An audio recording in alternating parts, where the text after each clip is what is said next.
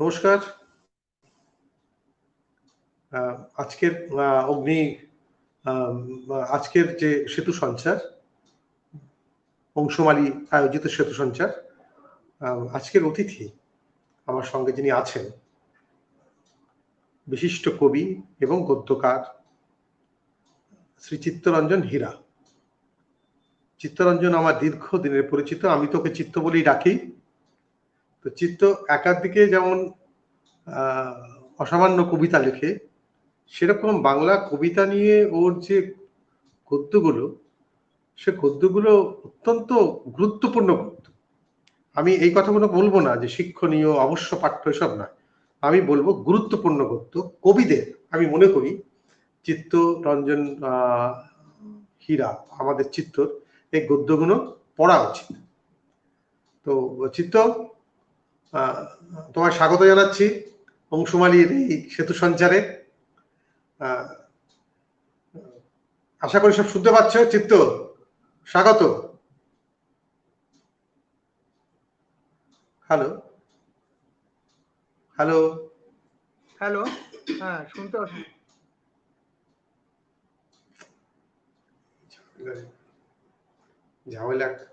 ঝামেলা হচ্ছে নেটের, দেখা যাক কি হয়।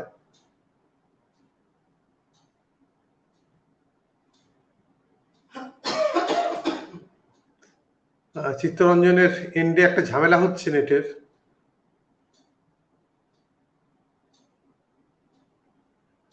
চিত্তকে আমি এখনো, চিত্তটা ডিসকানেক্ট হয়ে গেছে।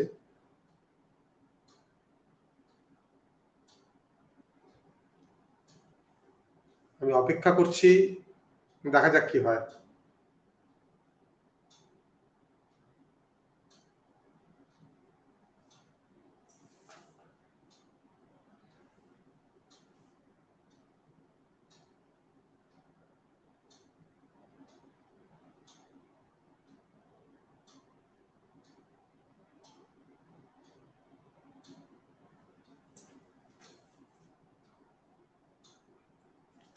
আমি বুঝতে পারছি না, চিত্তরঞ্জনের এন্ডে নেটের কোনো একটা সমস্যা হচ্ছে।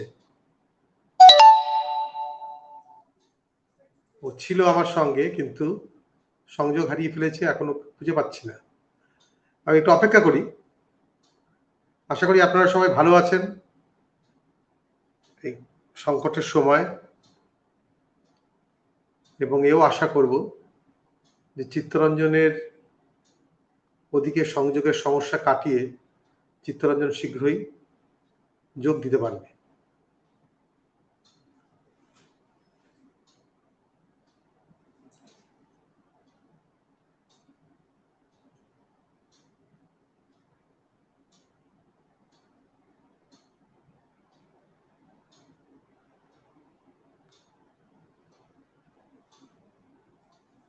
আমি এখান থেকে ফোন করলে আমার একটা ডিসকানেকশনের সমস্যা আছে। ভালো হয় যদি চিত্তরঞ্জন, কি শুনতে পাচ্ছ? চিত্ত শুনতে পাচ্ছ?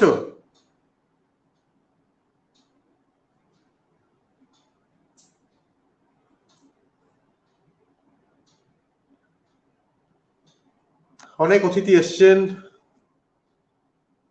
ফরিদ সিপাতুল্লাহ, অসীম বিশ্বাস, উমাপদ কর, সৌভিক দত্ত, প্রণব কুমার দে, সমর দেব, সবাই এসছেন। আমার সঙ্গে চিত্ত এতক্ষণ ছিল, আচমকা ওর এন্ডে যোগাযোগ বিচ্ছিন্ন হয়ে গেছে।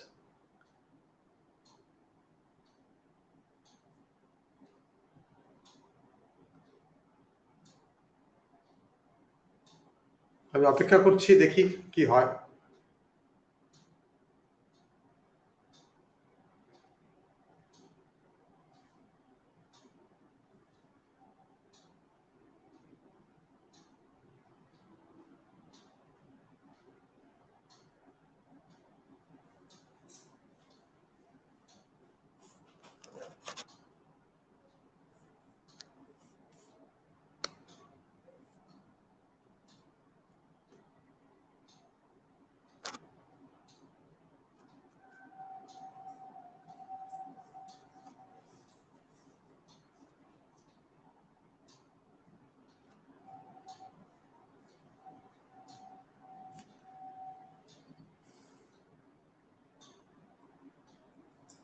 মনে হচ্ছে কোনো গুরুতর সমস্যা।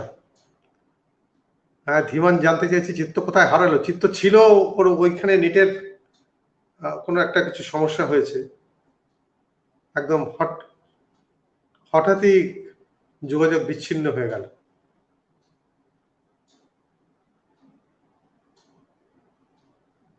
যাই হোক, আমি চেষ্টা করছি।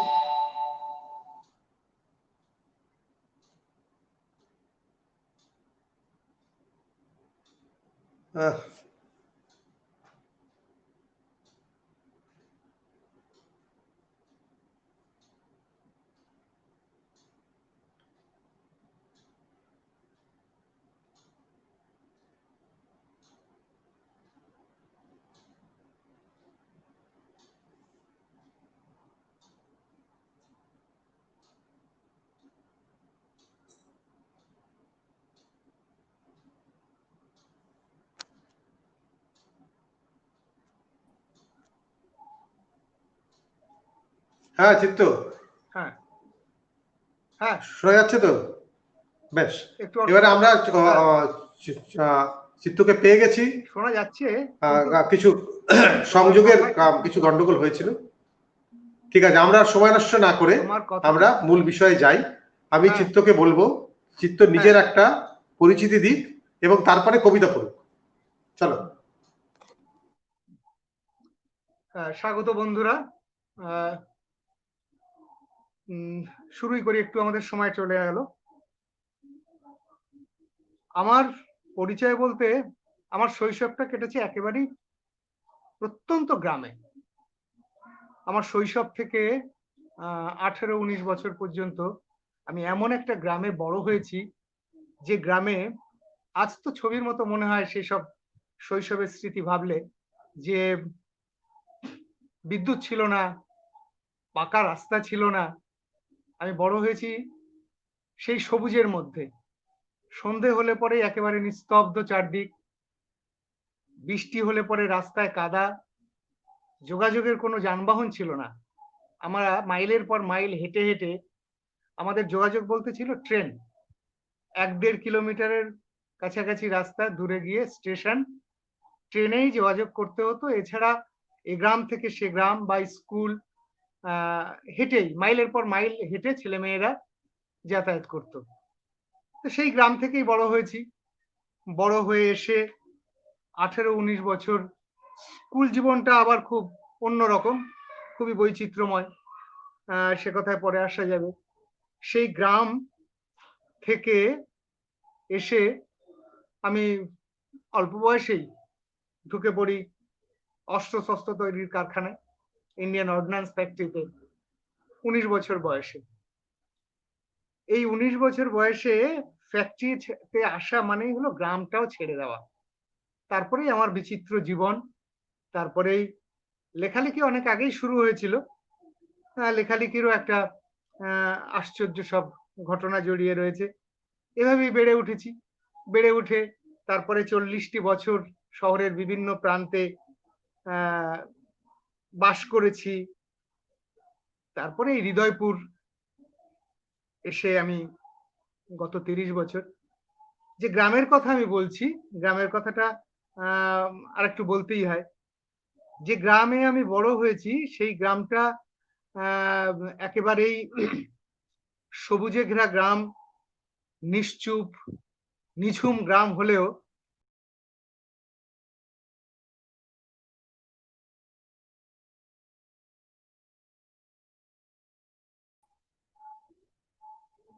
কবি বিনয় মজুমদারের গ্রাম, তার বাড়ির পাশেই আমার বেড়ে ওঠা। তার সঙ্গে অনেক স্মৃতি আছে, তবে খুব বেশি না, যেহেতু আমি গ্রাম ছেড়ে চলে এসেছি। চিত্ত তোমার তোমার এই হৃদয়পুর নিয়ে, শক্তি চট্টোপাধ্যায়ের মধ্যে একটা কবিতা আছে না, আমি যত বিখ্যাত এই রাজধানী তত বিখ্যাত। প্রবলেম হচ্ছে। হ্যাঁ, এখন শুনতে পাচ্ছ? Hello hello. হ্যাঁ বলো বলো, শুনতে পাচ্ছি না, খুব সমস্যা হচ্ছে। একেবারেই শোনা যাচ্ছে না? হ্যাঁ, তোমার কথা যখনই কথা হচ্ছে আমি একটুও বুঝতে পারছি না। এটা একটা সমস্যা। সমস্যা? হ্যাঁ, তুমি ইয়ারফোনটা খোলো তো, তোমার ইয়ারফোনটা কথা খোলো। আমি না শুনতে পেলে উত্তর দেবো কি করে? না উত্তর, তুমি ইয়ারফোনটা অফ করো তো, ইয়ারফোনটা খুলে নাও। হ্যালো, ইয়ারফোনটা খুলে নাও। হ্যালো।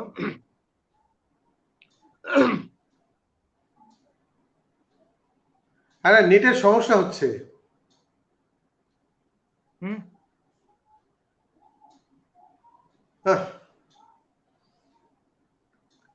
নেটের একটা সমস্যা হচ্ছে। ও আবার আউট হয়ে গেল।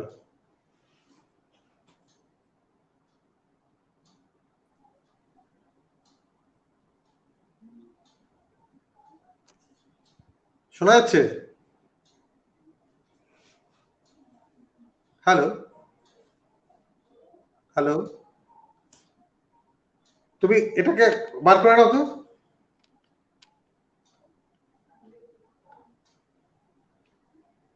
শুনতে পাচ্ছ না? না, তোমার কথা শুনতে পাচ্ছি না। যখনই কথা আসছে কথাটা ফেটে যাচ্ছে, পরিষ্কার হচ্ছে না। তোমার এন্ডে কোনো সমস্যা আছে। তুমি একটা কাজ করো, তুমি এইটাকে খুলে নাও, এটা কান থেকে খুলে নাও।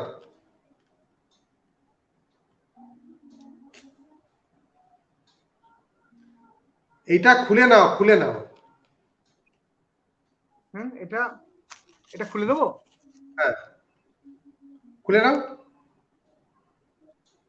দাঁড়া, এটা খুলে দিই। হ্যাঁ, এবার শুনতে পাচ্ছ? হ্যালো, হ্যালো, না, শোনা যাচ্ছে না?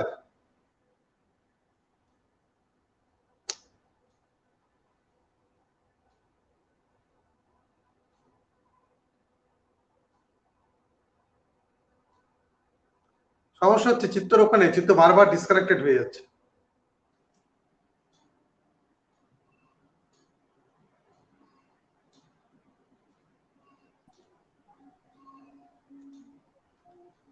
শুনতে পাচ্ছ? এবার শুনতে হ্যালো, পাচ্ছি। আচ্ছা বেশ, হ্যাঁ, এবার তুমি শুনতে পাচ্ছি। কন্টিনিউ করো। হ্যাঁ, কন্টিনিউ করো। তোমার নেটের সমস্যা হচ্ছে, তুমি বারবার ডিসকানেক্ট হয়ে যাচ্ছ। আচ্ছা। বলো। হ্যাঁ, হ্যাঁ, ডিসকানেক্ট হয়ে যাচ্ছে। আসলে আমি বুঝতে পারছি না। যাই হোক, এবার শোনা যাচ্ছে হ্যাঁ, তো? হ্যাঁ, হ্যাঁ, আমার এবার ঠিক কথা আছে, শোনা তুমি যাচ্ছে? বলো। হ্যাঁ, হ্যাঁ, একদম। কিন্তু কিন্তু তোমার কথা শুনতে আমার অসুবিধা হচ্ছে এখনো। যা হোক, তুমি জ্যাকটা যে কথা খুলেছো তো, বলছিলাম জ্যাকটা? যে আমি না, হ্যাঁ, বুঝতে পারছি না তোমার কথা। না না, পড়ো পড়ো, প্রবলেম। বলে যাও। বলার পরে তুমি কবিতা পাঠে চলে যাও, শুরু করো। তোমার কথাটা ইকো হয়ে যাচ্ছে বলে আমি কিছুই বুঝতে পারছি না।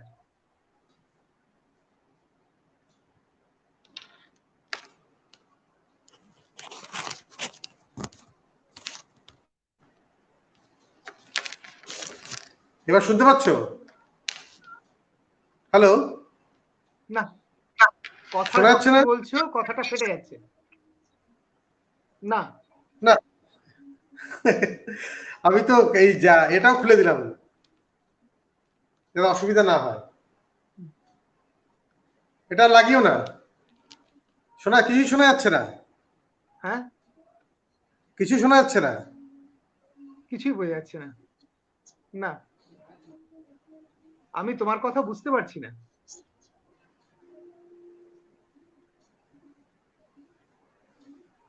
আহ, কি আর করার আছে, আমি তো বুঝতে পারছি না। হ্যাঁ, হ্যাঁ, এবার ক্লিয়ার হলো একটু। তুমি একটা কাজ করো চিত্ত, তুমি প্রথমে নিজের স্বপরিচিতি আচ্ছা, দাও, আবার আবার তারপরে আবার কবিতা ডিস্টার্ব পড়ো। হচ্ছে। তুমি কবিতা পড়তে শুরু করো। Hello, hello. তুমি কবিতা পড়তে শুরু করো। খুব প্রবলেম। আমি কিছুই বুঝতে পারছি না কি বলবো। কবিতা পড়ো। কবিতা পড়বো? হ্যাঁ, কবিতা পড়ো। ঠিক আছে। হ্যাঁ, ঠিক আছে বন্ধুরা, কবিতাই পড়ি। কবিতার নাম অপেরার চাঁদ। এক, কিছু হতে পারত না জেনেই বাইরে একটা ঘুরঘুরে বর্ষা, একটাই চোখ, লম্ব থেকে আলম্বে, কিছুই হলো না। দেখা না দেখার সবটা নিভিয়ে চাঁদের দোটানায় এলো তো এলো একটা অপার। এবার বসবে ভরসার কোলে, জুড়বে এক বসন্ত সেই চিঠির গয়না, গড়াচ্ছে টুকরো গলিয়ে। 2, গোল্লা ছুটের কানে একটু নেচে হেঁটে আসছে এক অপেরা বিকেল। মেঘে ঢাকার আগে তারার পায়ে আলতা রঙের ইচ্ছেগুলো। কোথাও একটা ফোঁস উঠছে, কোথাও একটা জাহাজ বজ্র ছেড়ে নেমে আসছে সাতকাহনের বসত বেয়ে। হার কিসিমের খড়, চালে কুটোর নাড়া। গ্রামে গ্রামে হসন্তদের হাট বসেছে, কোথাও ভাঙন, কোথাও বাসর জায়গা। শোনা যাচ্ছে? শোনা যাচ্ছে? 3, ডাঙার দুফেরে স্বর্ণলতার বেড়ি, বেড়ে উঠছে আলপথের শিরশির নিয়ে। একটা নতুন আহ্লাদের জন্য ফেলে রাখছি সাঁতার আর ভেসে ওঠা অভ্যাসগুলো। আহ্লাদের 8 হাতে গুনে সেই 8খানাই ঝিরি দিচ্ছে, মন্তোয়ায় শবনম পেড়ে নদীর কাছে খুলে রাখছে সব বিরুদ্ধতা। এবার চলেছে পায়ে পায়ে শুভরাত্রি। ঠিক আছে?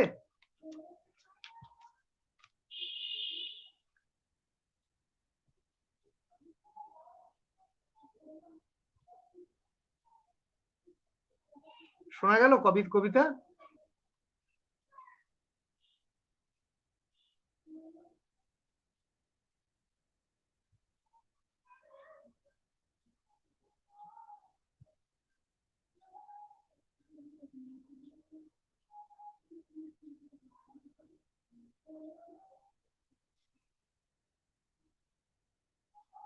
পড়ছি আর একটা কবিতা। লাগাম আটা সূর্যকে পরিয়ে দিচ্ছি নতুন কেনা রোদের টি শার্ট। হাতে লেগে একটা নিঃশ্বাসের কাঁটা ফুলে পড়ে। সূর্যের তাপ বাঁচতেই ঘন্টা পেরোলো অন্ধগলি। জিনিয়ার মখমলি জিন এটে উঠছে না অমল তাসের সঙ্গে। অমল ও তাস ভিন্ন হচ্ছে এইমাত্র। এতটা পথ তোড়ায় বাঁধা, তবু অনেকেই পেরোতে পারে না সহজে। বাহ, পড়ো পড়ো, আরো পড়ো।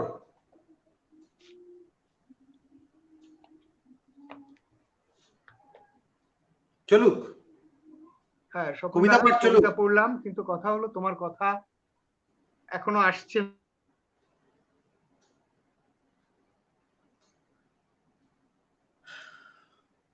চিত্তর ওখানে আজকে সত্যিই সমস্যা, বারে বারে নেট বিচ্ছিন্ন হয়ে যাচ্ছে।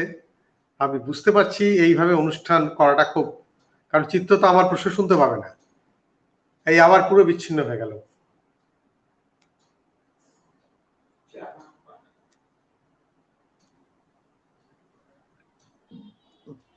তোমার নেটটা বিচ্ছিন্ন হয়ে যাচ্ছে, নেট কানেকশন। দুর্ভাগ্য আমার, দুর্ভাগ্য। তুমি তুমি একটা কাজ করো, আমি তোমায় বলে দিই, শুনতে পাচ্ছ তো? তুমি এরপরে তুমি যেটা করবে, আমার কথা শোনার দরকার নেই। আবার কেটে গেল।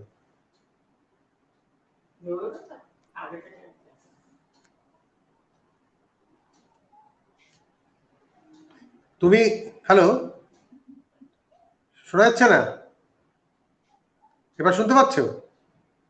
হ্যালো,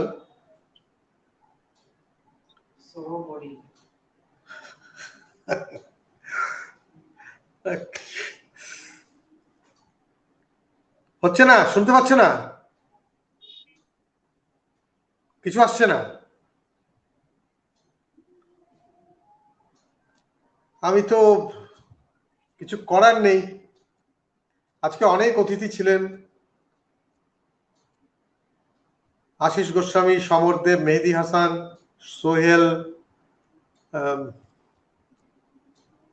প্রদীপ চক্রবর্তী, সমীরণ ঘোষ, তপন মুখার্জি, সৌভিক দত্ত, আমি সবার কাছে আমি আর কি বলবো, চিত্তর ওখানে নেটের সমস্যা হচ্ছে এবং চিত্ত কিছুই শুনতে পাচ্ছে না, মাঝে মাঝে বিচ্ছিন্ন হয়ে যাচ্ছে, তো কিছু করার নেই।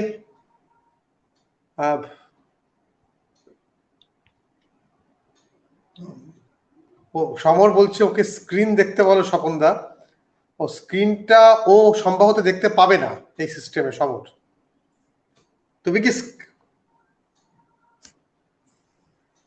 পড়তে থাকো কবিতা? কিছু শুনতে পাচ্ছি না স্বপনদা। কবিতা পড়ো, কবিতা। কবিতাই পড়বো? হ্যাঁ, কবিতা পড়বো? একদম পড়ে যাও, যাচ্ছে একদম। আচ্ছা, হ্যাঁ ঠিক আছে, কবিতা পড়ছি। এবার একটু আগের কবিতা পড়ি, পুরনো কবিতা একটু পড়ি। বনলতা 2006, একটি সন্ধ্যা গ্রামোফোন, অন্ধকার ভেঙে লবঙ্গের নরম ঝাঁজ এগিয়ে যাচ্ছে ফাঁক ও ঝরে পড়ার দিকে। একটি সুড়ঙ্গ পথ আলো দিচ্ছে। একদিন লাবণ্য ও দারুচিনি, এই রহস্যকে কারুকার্যহীন মনে হয়েছিল। শ্রাবস্তির নীরব তাকে সঙ্গ দিয়েছিল দীর্ঘক্ষণ। এখন সঙ্গহীনতার বয়স দীর্ঘ হচ্ছে, কারুকার্যময় হয়ে উঠছে চোখের তারা। পৃথিবীর এক একটি রং প্রতারণা থেকে ছাড়িয়ে রামধনু শুকোতে দেয় আশ্চর্য প্রদীপের হাতে। হাত থেকে সোনালি কয়েকটা দুঃখ আড়াল করতে চায় মিথ্যার মধ্যের সত্যটুকু।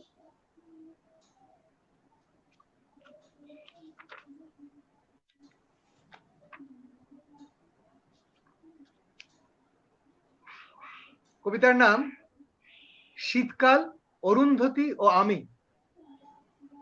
একটি মানচিত্রের মধ্যে কথা বলছিল সে, একটি ক্যালেন্ডার থেকে তুলে নিচ্ছিল কথার শুরুটা এবং শেষ। ভাসমান শব্দের মধ্যে অরুন্ধতী, ভোর কুয়াশার মধ্যে স্ফটিক, আবার একটি ডাকঘর, সাইরেন, নক্ষত্র, গোপনে বেজে উঠল শীতকাল। শীতার্ত শীতোষ্ণ দিনগুলো আঙুলের পাঁচ মাথায় দাঁড়িয়ে আরেকটা আঙুল খুঁজছে, কিছুটা আর্ত হয়ে, কিছুটা উষ্ণতায়। সিলেবাসে নেই, তবু বলছে ঋতুবর্ণ এই দিনের কিছুটা আমারই লাবণ্য। তৃতীয় কবিতা, অর্ধেক জুড়ে আলো, আমি আর ছায়া, জমিয়ে ফেলেছি বাকি অর্ধেকের সোহাগ। রাস্তায় কুড়িয়ে পাওয়া একটা কান্নার কোনো পোশাক ছিল না। বাসনালয় থেকে জেরক্স সেন্টার, কিলোমিটারে ভাগ করে দেখি সংখ্যাগুলো জীবনের চেয়ে নগণ্য। পেছনে পড়ে থাকছে নদীর চাতাল ও পুরনো শীতকাল। বাহ, চিত্তর কবিতা অত্যন্ত অত্যন্ত মেধাবী কবিতা এবং চিত্ত গঠনশৈলী অসম্ভব ভালো, খুব ভালো লাগছে। চিত্ত, পড়তে থাকো। হ্যাঁ বলো, পড়বো? পড়তে থাকো, হ্যাঁ, পড়তে থাকো। এবার শুনতে পাচ্ছি। আচ্ছা, এবারে শোনো, হ্যালো, আমি তোমাকে বলে নিই, যখন শুনতে পাচ্ছ, তুমি এবার নিজের সম্পর্কে, তোমার স্কুল এবং পত্রিকা সম্পর্কে একটু বলে তারপরে আবার কবিতা পড়ো, তারপরে আবার শেষ করবো, ঠিক আছে? ঠিক আছে, তোমার নিজের এবার শুনতে পাচ্ছি। স্কুল, কলেজ এবং পত্রিকা সম্পর্কিত তোমার অভিজ্ঞতা, তোমার সম্পৃক্তি, এ নিয়ে একটু বলো। তারপরে আমাকে যদি শুনতে না পাও, ওই বলাটা শেষ করে তুমি কবিতা পাঠে চলে যাবে। ওকে? না, আমি শুনতে পাচ্ছি, এবার শুনতে পাচ্ছি, মানে এবার গুড লাক। আমি বলে দিলাম, যাচ্ছে। যদি আবার বিচ্ছিন্ন হয়ে যায়, তাহলে তুমি তোমার এখন স্কুল জীবন, কলেজ জীবন, সাহিত্য শুরু, সাহিত্য পত্রিকা সম্পৃক্তি, এই নিয়ে তুমি কথা বলো। কথা বলার পরে এবং বন্ধু বান্ধব, এই নিয়ে কথা বলার পরে আবার তুমি কবিতা পাঠে অটোমেটিক্যালি, যদি শুনতে না পাও আমাকে, অটোমেটিক্যালি তুমি চলে যাবে। ওকে, চলো। তুমি ফাঁকে ফাঁকে কথা বলবে, তাহলে আমি বুঝতে পারবো শুনতে পাচ্ছি কিনা। হ্যাঁ, ঠিক আছে, আমার স্কুল জীবন। হ্যাঁ, আমার স্কুল, বলছিলাম যে শুরুতেই বলছিলাম যে আমার স্কুল, যে বাড়ি, আমার বাড়ি থেকে প্রায় 1-1.5 কিলোমিটার দূরে আমার স্কুল শুরু হয়। গ্রামের পাঠশালা যেমন হয় সেই পাঠশালার জীবন, চমৎকার এক জীবন, বগলে বসার চট, আর স্কুলের বই খাতাপত্র, আর সঙ্গে থাকতো একটা, আমাদের ছোটবেলায় আজকের যেমন মিড ডে মিলের ব্যবস্থা রয়েছে, আমাদের ছোটবেলায়ও দুপুরে স্কুলে খাওয়া দাওয়ার ব্যবস্থা থাকতো। ফলে বাড়ি থেকে একটা থালা নিয়ে যেতে হতো, আর বসবার চট বগলে করে 1-1.5 মাইল রাস্তা সেই ছোট্টবেলায় লাইন পেরিয়ে যেতে হতো। এখন তো ভাবাই যায় না, আমাদের মা বাবা আমাদের ছেড়ে দিত, সাহস এই যে ছেলে ঠিক ঘরে ফিরে আসবে অন্যান্য ছেলেদের সঙ্গে। এভাবেই পাঠশালার জীবন শুরু হলো। ক্লাস 4 পর্যন্ত এভাবেই কাটিয়েছি। তারপর আমাদের গ্রামে খুব ভালো স্কুল ছিল না, কিন্তু ট্রেনে আমাদের এই গ্রাম থেকে 6-7 কিলোমিটার দূরে আশ্চর্যজনকভাবে এক শহর, মিউনিসিপ্যাল শহর, যে শহরের সমস্ত কিছুই আমাদের গ্রামের জীবন যাপন, মানুষের বৃত্তি, বেঁচে থাকা সবকিছুর থেকে আলাদা। সেই শহরের নাম হলো গোবরডাঙ্গা। গোবরডাঙ্গা বলতেই হলো কালীপ্রসন্ন মুখোপাধ্যায়ের জমিদারি আমল ছিল আমাদের স্কুল, সেইখানে স্কুলে আমাকে ভর্তি করা হলো। যে স্কুল প্রতিষ্ঠিত হয় 1856 সালে, যে এলাকায় বিদ্যাসাগর বিধবা বিবাহ দিয়েছেন প্রথম, যতদূর জানা যায় প্রথম বিধবা বিবাহ বিদ্যাসাগর সেখানেই দেন, যতদূর শুনেছি আমরা। কালীপ্রসন্ন মুখোপাধ্যায়ের নাতি ছিলেন উষাপ্রসন্ন মুখোপাধ্যায়, অনেকেই জানেন। উষাবাবুকে পরে আমি কলেজ জীবনে পাই, কিন্তু আমি এই গ্রাম ছেড়ে যে স্কুলে ভর্তি হলাম, গোবরডাঙ্গা খাটুরা উচ্চতর মাধ্যমিক বিদ্যালয়, যার শৃঙ্খলা আমাকে অনেক কিছু, সভ্যতা সংস্কৃতি শৃঙ্খলা অনেক কিছু আমাকে নতুন ভাবে এই গ্রামের জীবন থেকে আলাদাভাবে শিখতে সাহায্য করেছিল। হয়তো এই স্কুল জীবন থেকেই শুরু হয়েছিল আমার লেখালেখির জীবন। আমি অনেক ভেবেছি, হয়তো সেভাবে খুঁজে পাইনি, কিন্তু আমার মনে হয়েছিল যেন এই স্কুল জীবনই আমার ভিতরে এক সৃষ্টির এক উন্মেষ জাগিয়ে দিয়েছিল। কারণ স্কুলে ছিল বার্ষিক একটি সাহিত্য পত্রিকা, সেই সাহিত্য পত্রিকায় যারা লেখালেখি করতে ইচ্ছুক এ ব্যাপারে উৎসাহিত করা হতো। ক্লাস 6 থেকেই আমি চেষ্টা করেছি সেই পত্রিকায় যাতে আমার একটি লেখা ছাপা হয়, কিন্তু দুর্ভাগ্য কোনোদিনই আমার লেখা সেই পত্রিকায় নির্বাচিত হয়নি। প্রত্যেকবারই আমি বঞ্চিত হয়েছি।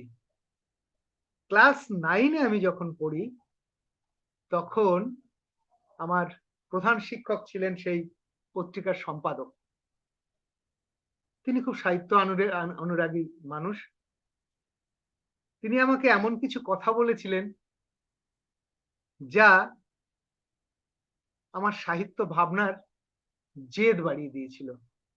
সেদিনও আমার লেখা প্রকাশিত হয়নি, কিন্তু তিনি বোঝাতে চেয়েছিলেন যে আমি আমার পাঠ্যক্রমের কবিতার অনুকরণ করছি, এবং এই অভ্যাস যদি আমি না বদলাই তাহলে এটা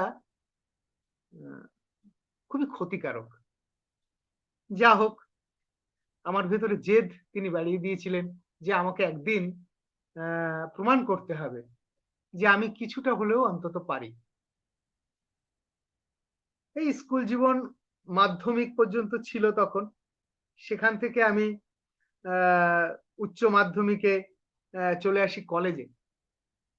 এই কলেজে পড়তে পড়তেই আমার লেখালেখি পর্বের শুরু হয়। আমি বিভিন্ন পত্র পত্রিকায় লেখা পাঠাতে শুরু করি, কাগজে বিজ্ঞাপন দেখে। এরকমই একবার আমার একটি লেখা প্রকাশিত হলো, মনে আছে, পত্রিকাটির নাম ছিল সাহিত্য রূপা। এরপর চলা শুরু। এরপর আমি দ্রুত চলে আসি ফ্যাক্টরি জীবনে। এই ফ্যাক্টরি জীবনে আসার পথেই আমার পরিচয় ঘটে একের পর এক।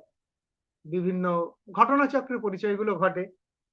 সাহিত্যের সঙ্গে জড়িয়ে থাকা বিভিন্ন পত্র-পত্রিকার সম্পাদক তাদের সঙ্গে। কারণ ওই পত্রিকাটি নিয়ে আমি হাতে নিয়ে ঘুরতাম। যে পত্রিকায় আমার ১ম লেখা প্রকাশিত হয়েছিল, সেই পত্রিকাটা হাতে নিয়ে আমি বিভিন্ন জায়গায় ঘুরতাম। স্বাভাবিকভাবেই আ ইনি এ দেখতো, সে দেখতো, এই দেখতে একবার আ এরকমই আমার এক বন্ধুর আ হাতে গিয়ে পড়ল। দমদম ক্যান্টনমেন্ট স্টেশনে বসে আছি আমি। একজন পাশে এসে বসলো, বসে, "তুমি লেখো?" আমার থেকে সামান্য কিছু বয়সে বড় হবে হয়তো ১-২ বছরের। আমি বললাম, "হ্যাঁ, লিখি।" তো এই পত্রিকায় তোমার লেখা আছে? তো দেখালাম। দেখার পরে সে আমার সঙ্গে আমার ঠিকানা নিল, যোগাযোগ করল। আ ওরা একটি পত্রিকা করত দমদম ক্যান্টনমেন্ট থেকে, পল্লব নামে। ১৯৭৮ সাল হবে। ১৯৭৮ সালে সেই পত্রিকার সঙ্গে আমার যোগাযোগ হলো। তারা আমার বাড়িতে এলো গ্রামে।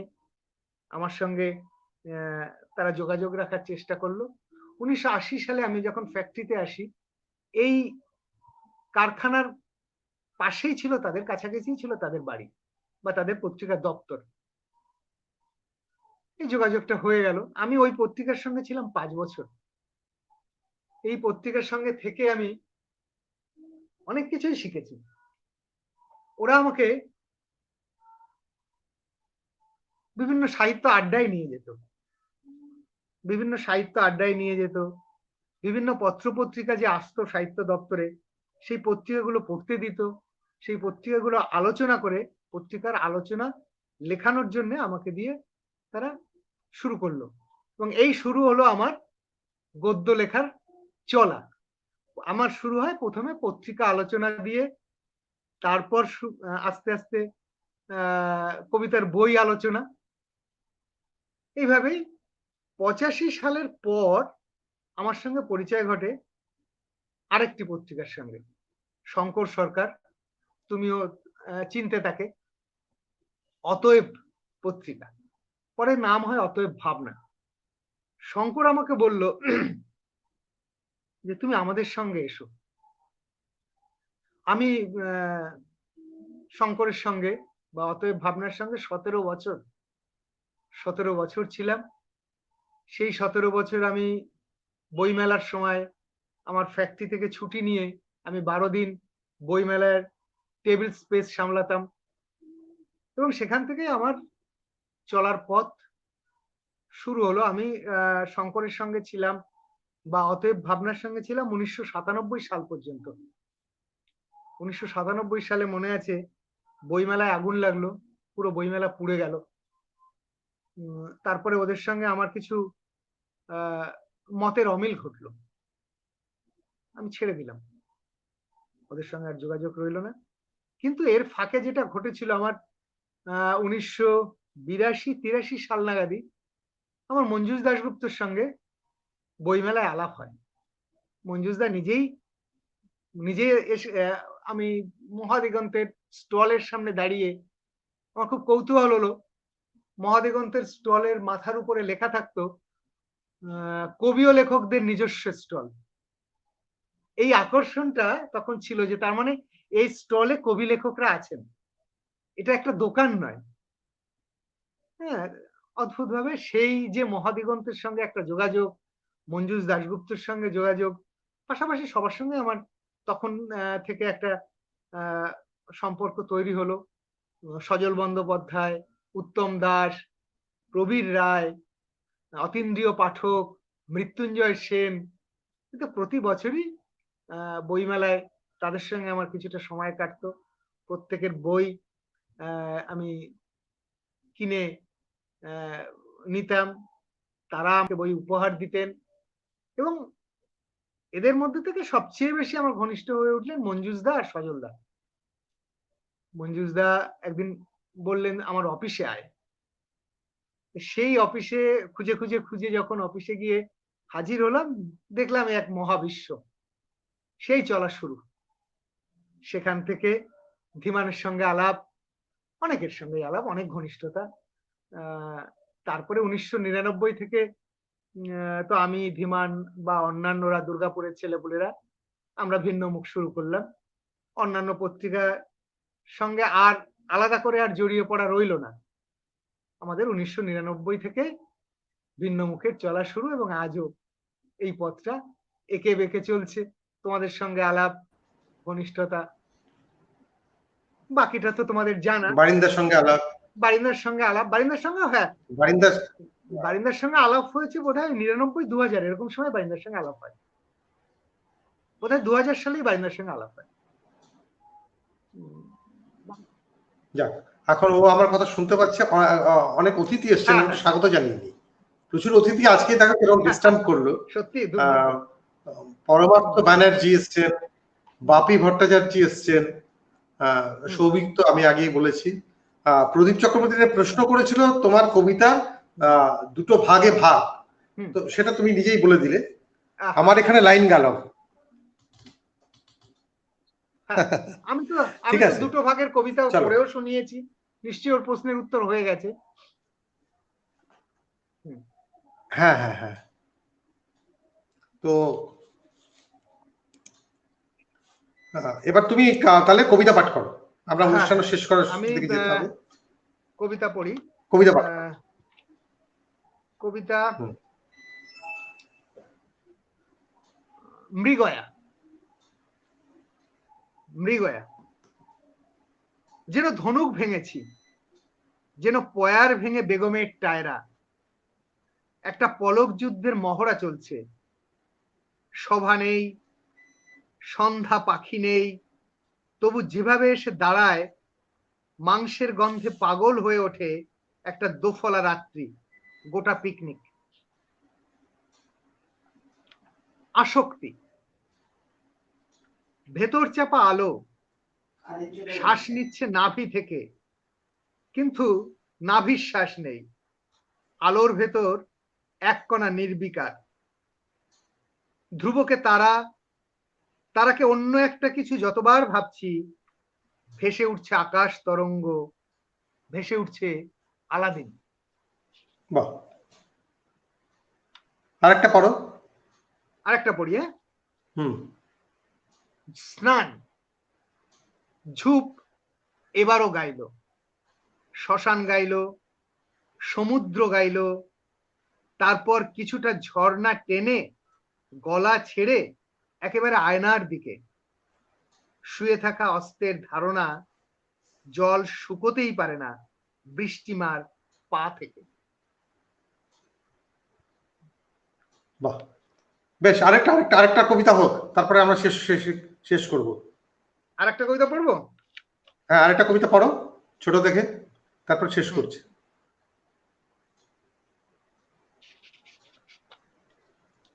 একাঙ্ক। লাট খাওয়া মলাটের ধার ঘেঁষে বদল হচ্ছে পায়ের ওপার, পারাপার বদলে নিচ্ছে নিষ্পিস।